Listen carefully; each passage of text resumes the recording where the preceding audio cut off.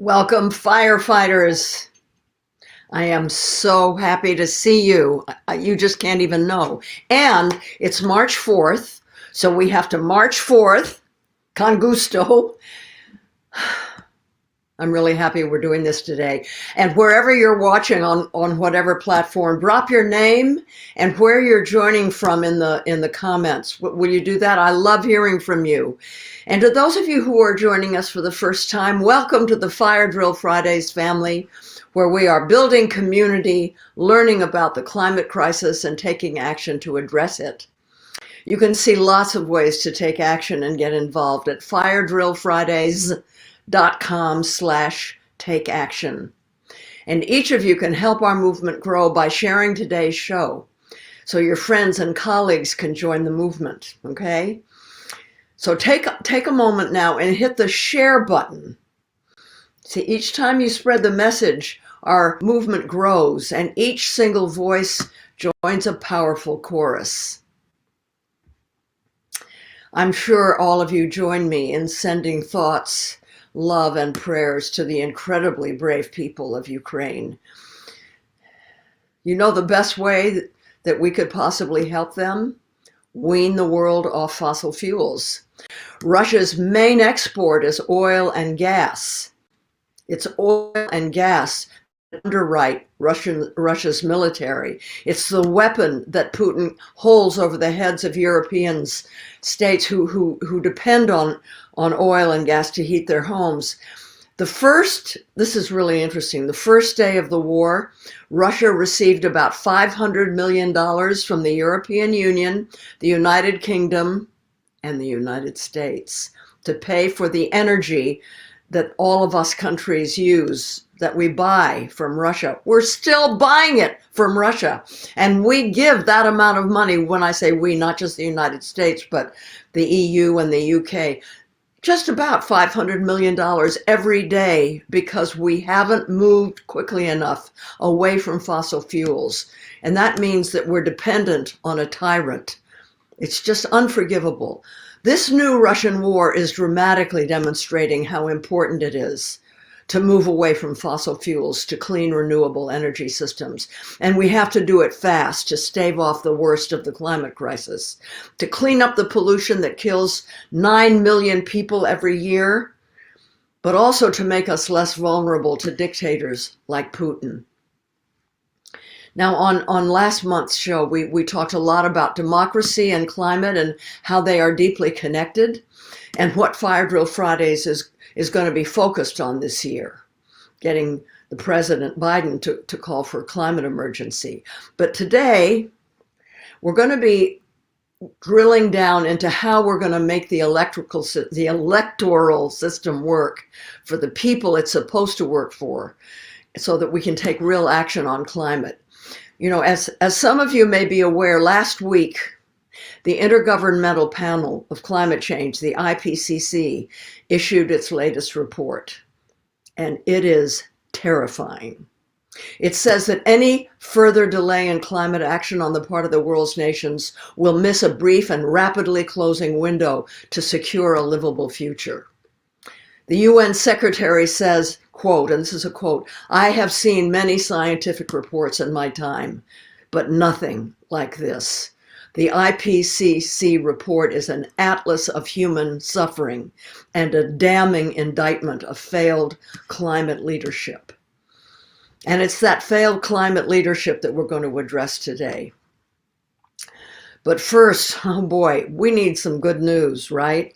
And my shoulder is getting better, so I can bring out my, if I can find my, yes, my, what is this called, a xylophone? It's been so long. Coca-Cola made never thought I'd say this, a major announcement about their sustainability commitments. By 2030, the company aims to have at least 25% of all beverages sold in refillable, reusable bottles. This comes after years of hard-hitting Greenpeace campaigning against the company. It's one of the top plastic polluters in the world, and it's a major step in the right direction. While we know it will continue to require hard work on our end to keep them accountable and to ultimately push for fully reusable products, we're really optimistic about this announcement. What I want to know is, I grew up at a time when Coca-Cola was all in glass bottles and we always put them in our little things and returned them, right? Why did they take so long? Why is it not going to be until 2030 that they can be reusable? So let's push them real hard. Okay, a second bit of good news. A federal judge restored federal protections for gray wolves across much of the U.S. on Thursday after their removal from the list in the waning days of the Trump administration, which exposed the predators to hunting that critics said would undermine their rebound from widespread extermination early last century. Yay, protect the wolves. And then here's a third one, because we really do need good news, right? Italy, well, protecting the environment is made protecting the environment part of its constitution in a landmark vote on February 8th. Yay! The Italian parliament has approved a new law mandating that the state must safeguard the environmental, biodiversity, and natural ecosystems in the highest interest of future generations. Yay. Good for Italy. No matter what, there'll always be good news, right? That said, we have reached a stark turning point. We are no longer just imagining how the world will look in a disruptive climate. We're seeing and feeling the reality of the crisis every single day as we witness wildfires, heat waves, and floods that destroy communities here in the United States, but all around the world.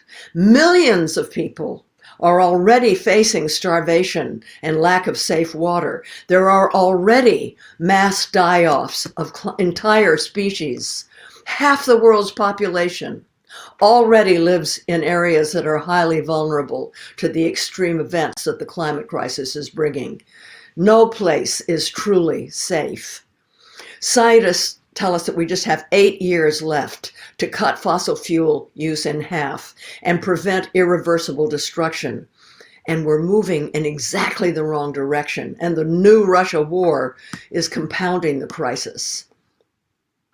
A survey from the Yale Program on Climate Communication showed that a majority of American voters from both parties support initiatives to fight climate change. Among Democratic voters, climate is listed as the single most important issue. The science is clear. Public opinion is moving in the right direction, and yet this country and other countries are moving in exactly the wrong direction, and it's because oil, gas, and coal companies have a stranglehold on politicians, and we haven't paid enough attention to who's in bed with them and who isn't. Even among the politicians who understand the urgency of the crisis, too many candidates and electeds of both parties are still operating under the decades old assumption that it's dangerous to their careers, that it's risky to openly oppose the oil, gas, and coal industry. Time and again, when we've been so close to making a major breakthrough, this is what has stopped us in our tracks. I'll give you some examples. As the Build Back Better bill was about to pass in the House with the provision that subsidies to the fossil fuel industry would be cut, something that we worked on all last year, right? And that would be a huge victory against fossil fuels. 5 Democratic congressmen from Texas pressured Speaker Pelosi into cutting that provision, allowing the subsidies to remain. All Democrats. And here in California last year, there was an excellent bill ready to be voted on in the state Senate, calling for health and safety buffer zones between oil rigs, refineries, and communities. And it was moderate Democrats, fearful of the oil lobbyists and the building trades union that refused to support it. And it failed. And I have to say, old Whiffle Waffle Newsom didn't fight for it. And we lost another year. See, we don't We don't have years to lose. This has happened over and over again, and it has to stop. The outsized influence of the fossil fuel industry in our elections is the single greatest barrier to securing the bold climate action that we need. You know that the oil and gas industry poured more than $139 million into the 2020 elections, outpacing renewable energy sources 12-1. Meanwhile, the industry has begun increasing donations to Democratic candidates in the hope of further forestalling climate action.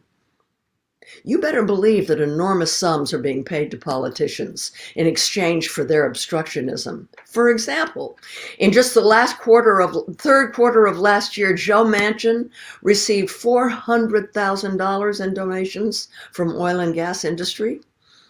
To fight back, we need to hold our leaders accountable on the single defining issue of phasing out fossil fuels and speeding up the transition to clean, renewable energy. We have no time to waste. There are just 4 election cycles left before the year 2030, the point of no return, when it comes to meeting the Paris climate agreements. We urgently need people-powered political organizations that can serve as a direct counterforce to the fossil fuel industry and rid our government of representatives who fail to take a stand on climate at a scale and ambition aligned with what science is demanding. Now, I said at the last Fire Drill Friday that I'd be making an important announcement today. Well, I am. I am about to launch the Jane Fonda Climate PAC. While this project will be totally independent of Greenpeace US, it is working for the same cause. I thought a lot about doing this. I have never done anything like this before. I think it's probably the most important thing I will ever do in my lifetime. Through our campaign efforts, this hybrid PAC, and we're going to explain in a minute what a hybrid PAC is.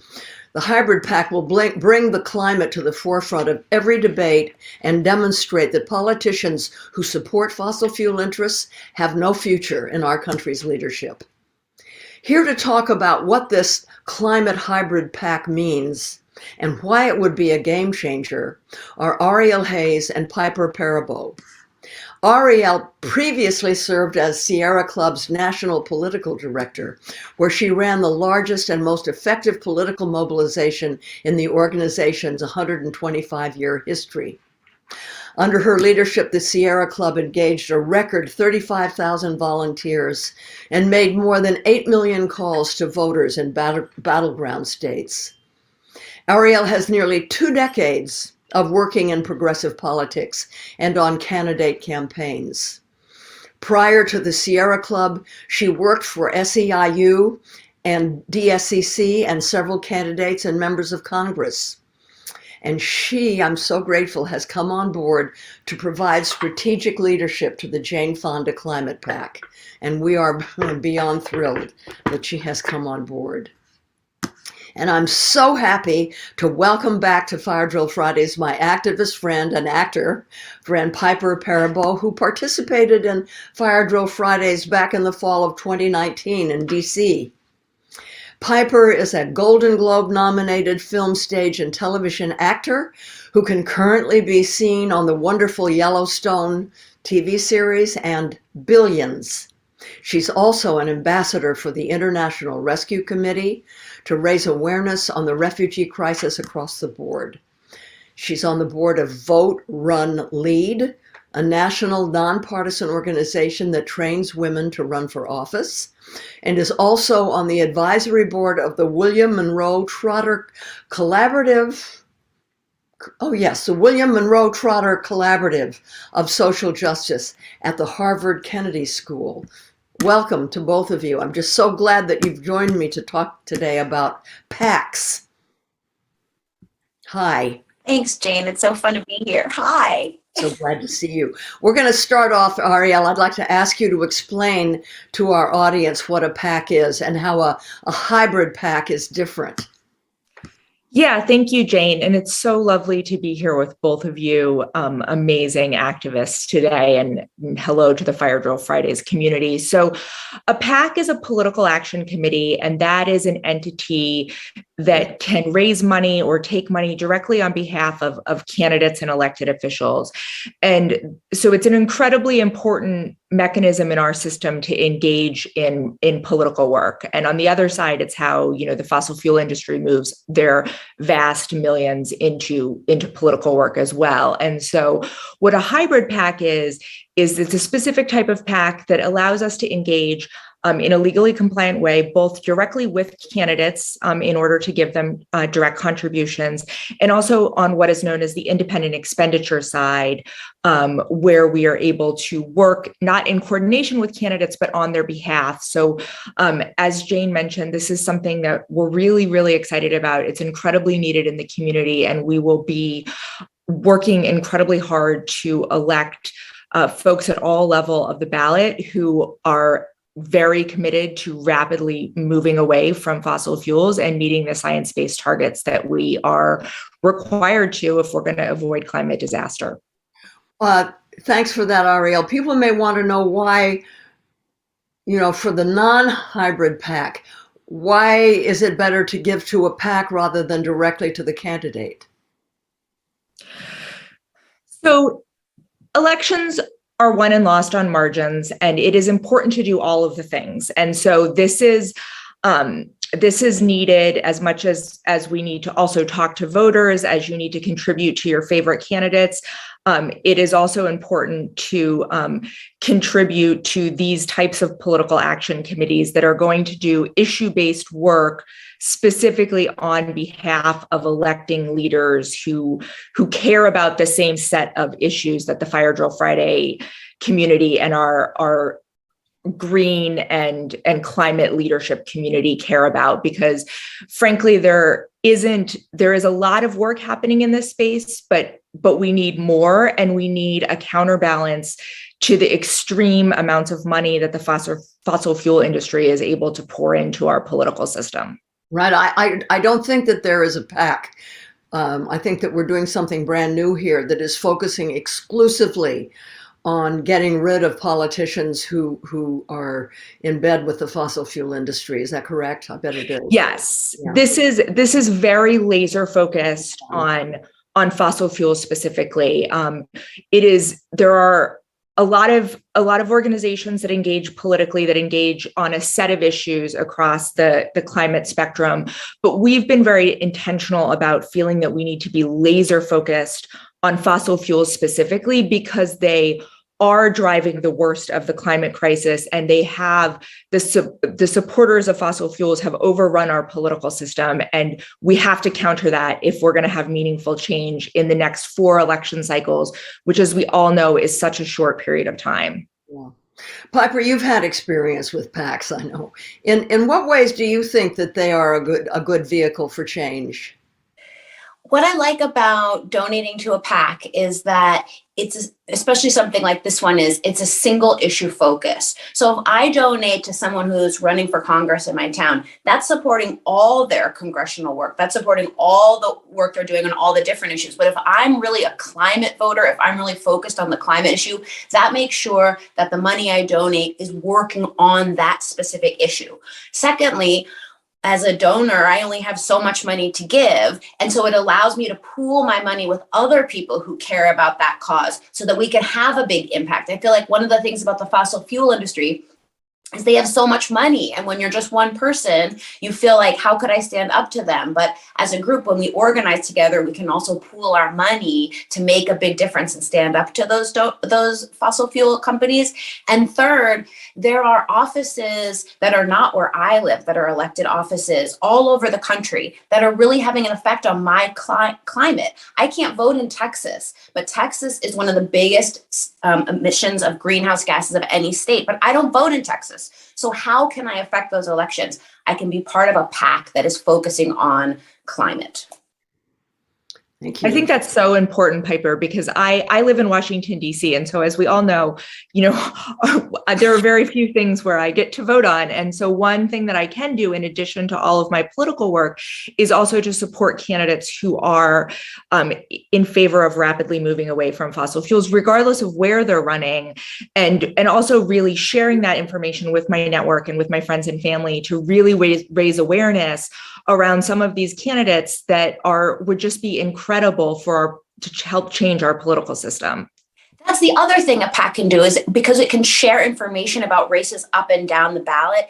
I can't know every important climate race in the nation, but I can make sure that my money is going to support the most important ones. Yeah, well said. That's great. Before I finally decided to do this, I was concerned because I thought, well, maybe it already exists. You never want to reinvent the wheel. Maybe other big green organizations have started climate PACs and that I'd be in competition with them. Do you want to speak to that, Ariel? Yeah, that's a really great question. I mean, there is so much amazing work happening in the climate space across the board. And there are a lot of big green organizations, including my former employer, that are doing amazing political and advocacy work. However, I think that the mandate and the focus of Jane Fonda PAC is so specific on fossil fuels that really doesn't exist in exactly this way. And I think that it is such a needed lane to fill in our movement.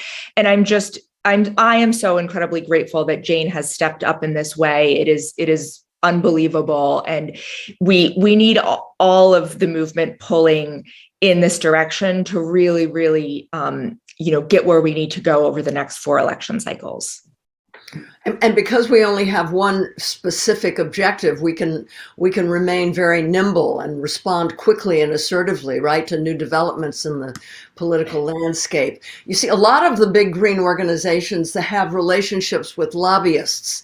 It's why they can do the work that they do, and it's important work. But we don't have those relationships, so it's much easier for us to be as direct as possible. We can attack specific candidates, including Democrats, and hold them accountable, which is very hard for some other green organizations. Absolutely. We're very clear about what we're for, and we are going to be very, very strategically focused on that objective. And I think that will really, really help us a lot in achieving our objectives. Right. And we have a very low overhead. I think 80% of all our funds will go directly to contacting and persuading voters in key states and districts. And climate isn't a left-right issue, a Democrat-Republican issue, right? It's an issue of science and health and justice. And so we need all electeds from all parties to be accountable, right? We absolutely do. And I think your example at the beginning of the show about, the candidates or the elected officials in Texas is such an important one, because this is the sort of thing that we can't have in our political system if we are going to meet our science-based targets. And it's something that I believe very strongly would not exist without the influence of money that the fossil fuel industry pours in, as you rightly noted, Jane, on both sides of the aisle. And one of the sort of exciting things about that, even though it's such a horrible story and a cautionary tale, is that, there were candidates that stepped forward to say, like, I am running in Texas in opposition to the fossil fuel industry. And Jessica Cisneros, one of those candidates, will be going to a runoff in May. And so, we get another bite at the apple here, which is very exciting for our movement and for our issues. Voting is such a crucial part of all this. Piper, you worked a lot on Get Out the Vote efforts in 2020, which we're all very grateful for. What do you think is the main reason people aren't participating in our electoral system? What were your biggest takeaways from the work you did? I think there are multiple reasons. One of the things we see in the newspaper a lot right now is the voter suppression bills that are being passed. There are over 250 different voter suppression bills in over 27 different states. And so these are actually preventing people from voting. So not only when the bill passes does it prevent you from voting, but as it's being talked about in the news, I think it can make people feel disheartened and that their power is being taken away. So something that we really need to do is keep sharing the information about how to vote and how to get out the vote so that people feel empowered. I think there's a real excitement that comes when you win. And so getting the young people involved, making sure people have all the information, and also making sure people understand how their vote affects their daily lives. That's one of the things when you're talking about voting up and down the ballot that really matters, because there are local offices that affect your climate, and you can really make a difference in those elections. Sometimes those elections are decided by 100 votes, 45 votes. Your vote really matters, and making sure people know that and sharing that information with our community so that we can make positive change, I think can change the feeling of people who still feel disheartened about voting. Yeah, so true. You know, our hybrid PAC is going to engage a combination of primary and general election work, both up and down the ballot. Our PAC structure will allow us to engage in both coordinated and independent expenditure work. That's what hybrid means, ensuring that as our PAC grows, we can engage more fully in candidates and elected officials. Ariel, can you describe the key elements on how we're planning to work? What will the money that people give to the Jane Fonda Climate PAC, what will it fund in terms of what we'll do? Yeah, that's a great question. So we are really focused, Jane, as you mentioned earlier, on making sure that we have very little overhead and the vast majority of our funds are being reinvested into the work. And that means, talking to voters, both mobilizing voters, which is incredibly important, and persuading people who may need, a little push to see, sort of, as Piper mentioned, why these races up and down the ballot are so critical to protecting our climate. And so, we will be engaging in digital media. We will be calling voters, we'll be writing letters to voters. We'll, if COVID permitting, hopefully be able to be back door knocking for anyone who's done that. It's really fun. It's incredibly effective. It's a great way to talk to voters. You can maybe tell that I'm very excited about the idea of voter contact. And part of that is because, Piper mentioned so many of these races can be run and lost on such small margins. And my first political job ever was 20 years ago, this election cycle, so 2002. And I worked on a statewide race that was won by 524 votes, which at the time was roughly 1 vote per precinct. So you can think about your individual polling place where you vote, or if you vote by mail. They can be such small margins, and they are literally deciding the fate of our democracy and our climate and our planet. And so that's why we're so focused on investing the resources that we raised through Jane Fonda Climate PAC back into contacting voters in districts, both in primaries where we have the ability to elect a better Democrat, and in the general election in November and beyond. Mm-hmm. Right, and we're going to use earned and paid media. See, the good thing about having a celebrity involved is we can go on the Jimmy Kimmel show or the Steve Colbert show or whatever, and we don't have to pay for it, but we can talk about our cause. So we'll have earned and paid media and TV and digital ads, and use direct mail to educate the public and lift up champions and call out fossil fuels supporters. I mean, we want them to know, hey, we're coming for you. Don't think you can hide anymore. We're going to expose what you're doing, or we're going to lift you up if you're brave enough to champion the climate over the destruction of the planet. We're going to make a lot of noise, I assure you. Anyway, and we've identified a voter universe that is really well suited to our strengths. A very large subset of voters they're alarmed about the climate crisis. They want greater government leadership, but they haven't yet taken action. Those are the people we're going after. We're going to prioritize outreach to voters who have high climate and partisan scores, but who vote less than 50% of the time.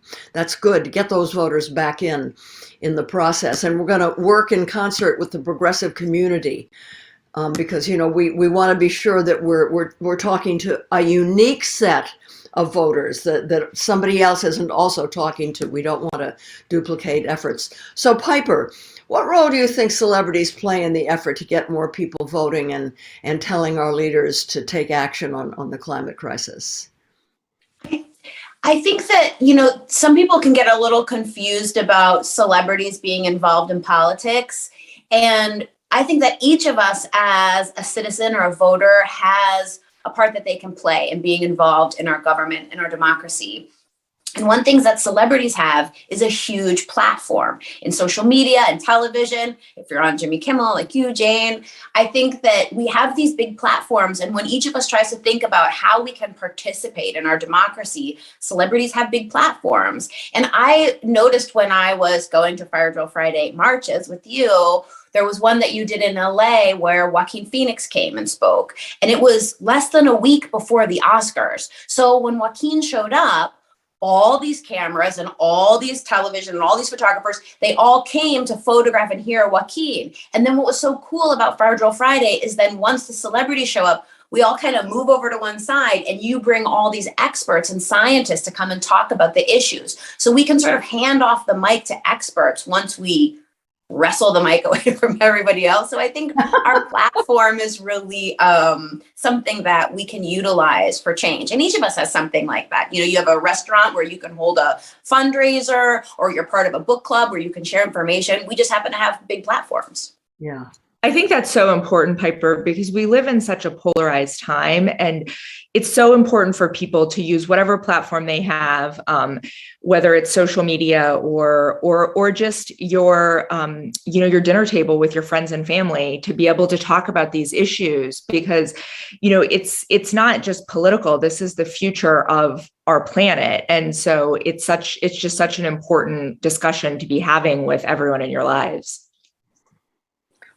Out of curiosity, what races are you watching closest this year? This is for both of you. Do you want to go first, Erin? Sure. Oh gosh, I mentioned Jessica Cisneros. I'm excited to see what happens in May.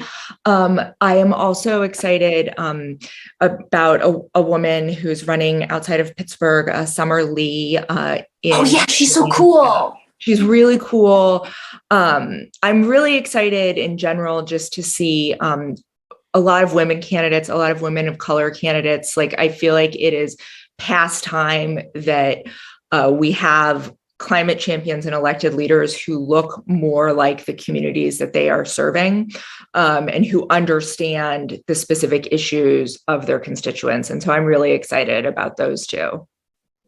And you, Piper? First of all, I have to give a shout out to Summer Lee, because I saw this, that she's an organizer. Jane, if you don't know her, you would love her. She's an organizer, and she was on that, they did a thing on her on that show, United Shades of America on CNN. And it was such a cool clip about her community and how she organized in her community. And I remember thinking like, she should really run for office. She seems really smart. And then now she's running. So I always think that's cool. One race that I'm really excited about is the Texas Railroad Commissioner. I know that sounds kind of weird, but the Texas Railroad Commissioner is actually in charge of oil and gas regulation in Texas. Used to be in charge of the railroad, and for some reason they kept the name. But Texas, of all the states, is the biggest greenhouse gas emitter. And right now, the people who run the Texas Railroad Commission, their campaigns are funded by gas and oil companies. So guess who they're thinking of when they're writing regulations or pushing for laws? So we have a chance to elect someone who's not funded by them. And his name's Luke Wareford. He just won the Democratic primary. He's super young. He used to work in voter registration. I just think he is really smart, and I just love the energy. I love to see young people running for office, especially super smart young people who are running in the places where they're from. So that's a race that gives me a lot of joy and hope that we can make change right away, like this year. Yeah, that's such an important one. It really is. Yeah. So, Piper, what inspires you to keep fighting for the future? I think young people really inspire me to keep going. I saw this stat that more than 8 million eligible voters will come of age for the 8 million more than we had in 2020 will be eligible to vote in 2022. And young people are so energized, so positive. They have so many ideas about solutions, and they're really good at sharing their ideas on social media and making it fun and showing up. So I really think young voters and young people getting involved, you don't have to be a voter. You can still share information if you're not voting this year. Young people are really what's inspiring me, because I can tell they want change. You can see it in, the Greta Thunberg and Sunrise Movement. There are just so many groups of young people who are fighting to address the climate crisis, and they really inspire me. Yeah, I totally agree with you. How about you, Ariel? What keeps you? Yeah, I totally agree with that as well. Like the young folks who are so active on climate, it's really inspiring. And I think the folks who are fighting in frontline communities, it's just, the what they are facing in a lot of different places is just incredible. And, it makes the work that, we are doing to help provide cover just so important. And then on a really personal level, like my nieces and nephews, like they're going to, in 2030, they will be teenagers, and, this is the planet that they will inherit. And if we don't do our job, it's not, as Jane said in the beginning, there's a narrow window before we're out of time. Yeah. Yeah. Thank you. Maddie? Yes, we're having a Do we lot have of some audience questions? We sure do. We have a ton rolling in. So the first one I'm going to ask, we're getting quite a few of these for you, Ariel, is from Carla on Facebook. And she asks, so how does the hybrid pack relate to Fire Drill Fridays and Greenpeace? Yeah, so that's a great question. And the Jane Fonda Climate Pack will be, legally and totally separate from Greenpeace. It will share many of the same goals that Greenpeace shares, but it is a different standalone entity that will take political money, PAC money, that will be spent on behalf of electing candidates who are very clearly committed to moving away from fossil fuels. So very, very similar, if not the same goals as Greenpeace, just legally separate. Great, thank you so much. The next one is also for you, Ariel. We're getting a lot of PAC questions from Shalana on Instagram. Since the hybrid pack is only just getting started, do you think that it will have an impact in this important electoral year? Absolutely. We are, we're up and running.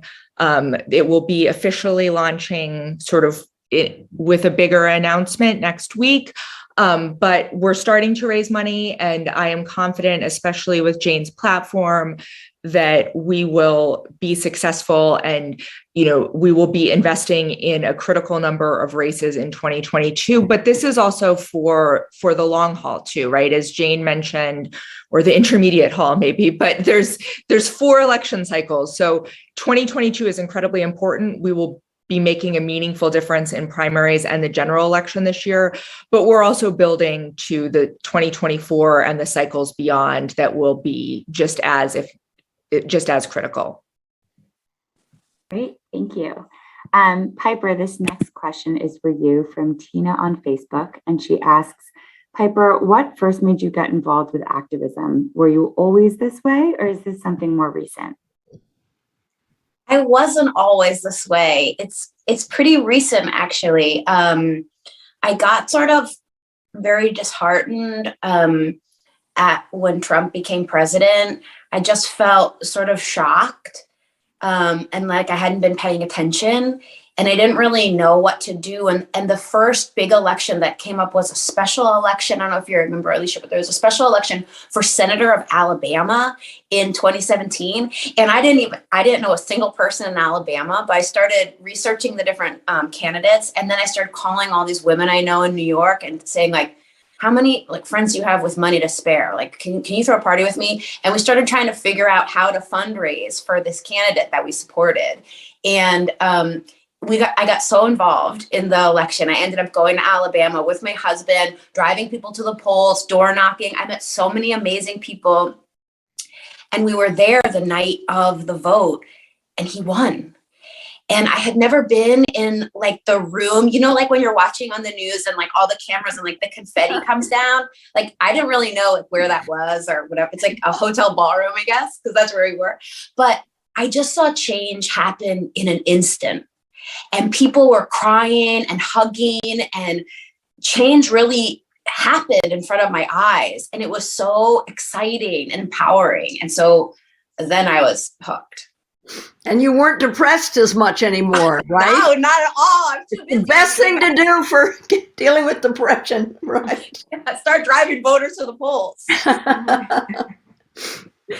That's amazing. Thank you, Piper.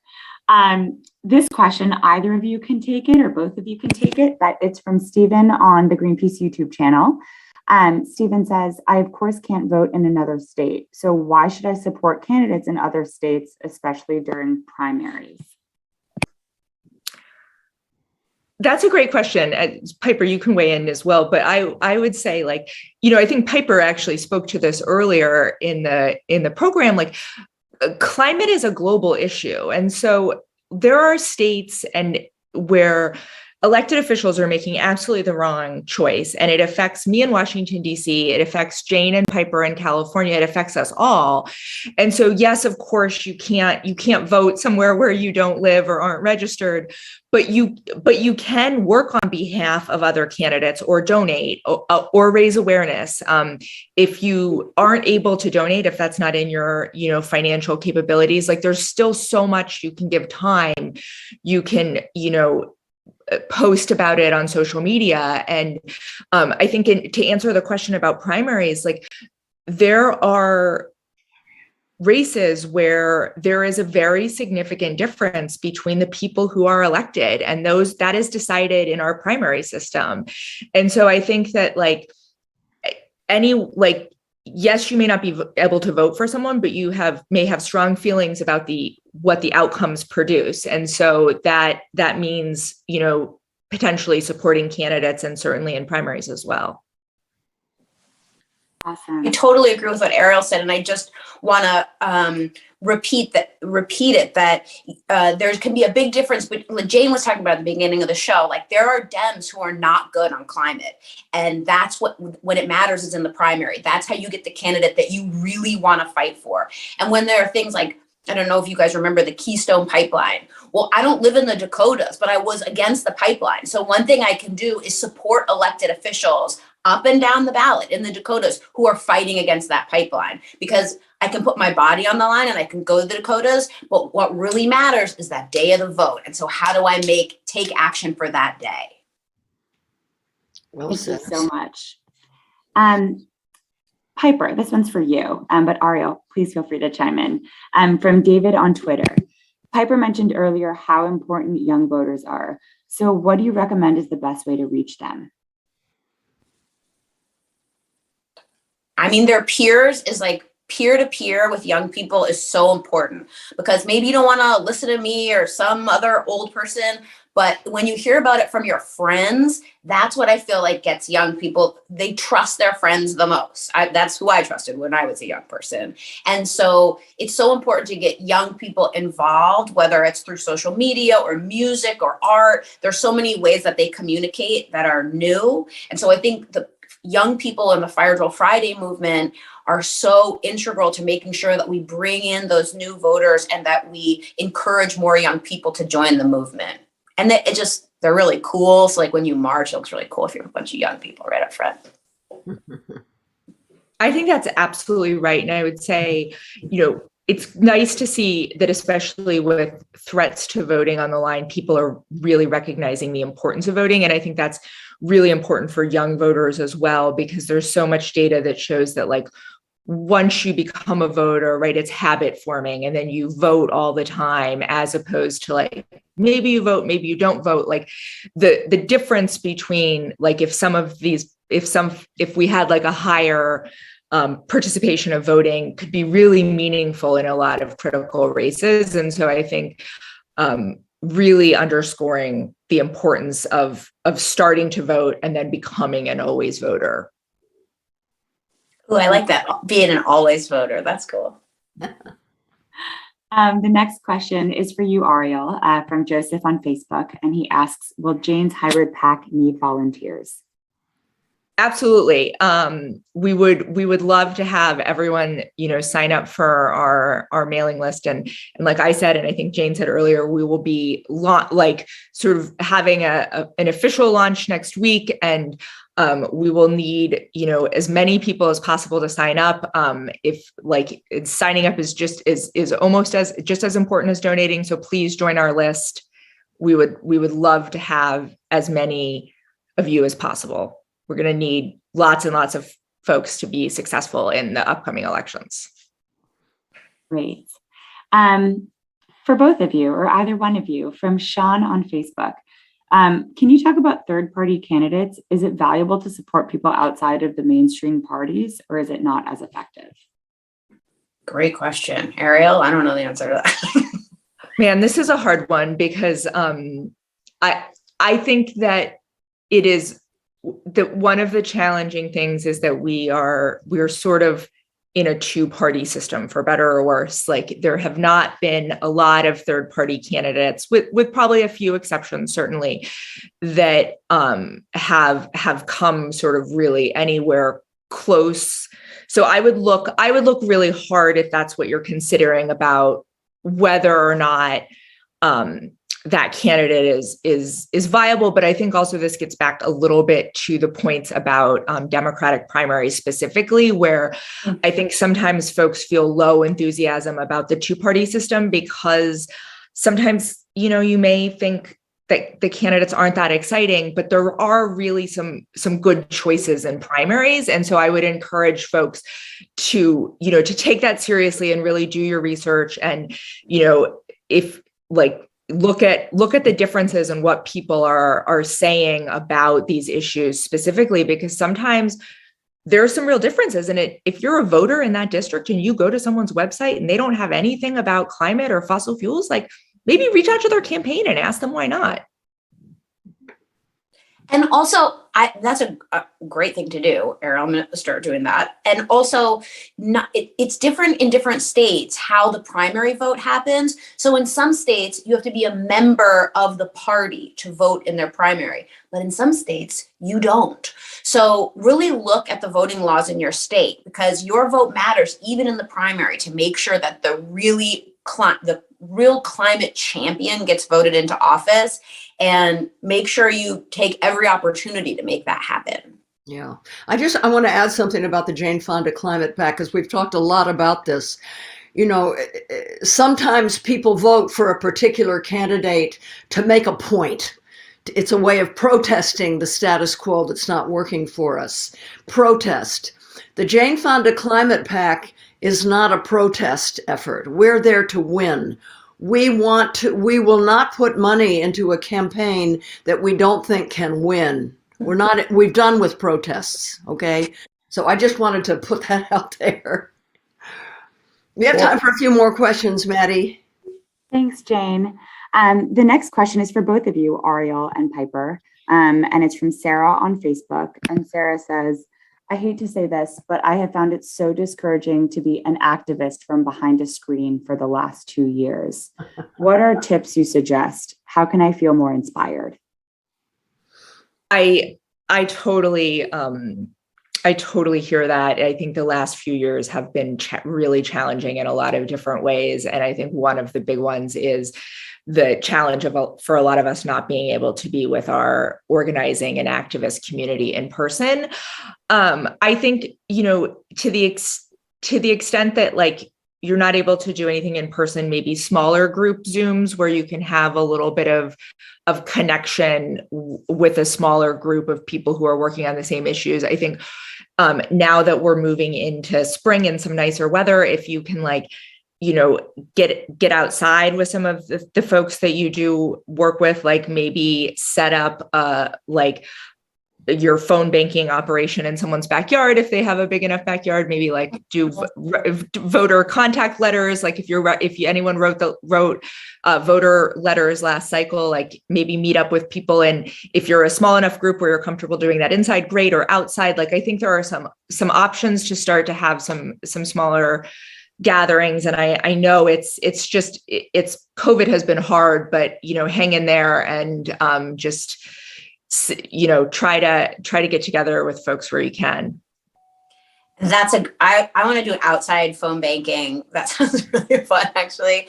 And also I'll say, I did this on social media even before the pandemic, but now that we're coming out of the pandemic, I'm looking forward to doing it again, is that there are people that you sort of meet, on social media, or like you exchange ideas a lot, you follow them, you think they're smart, blah, blah.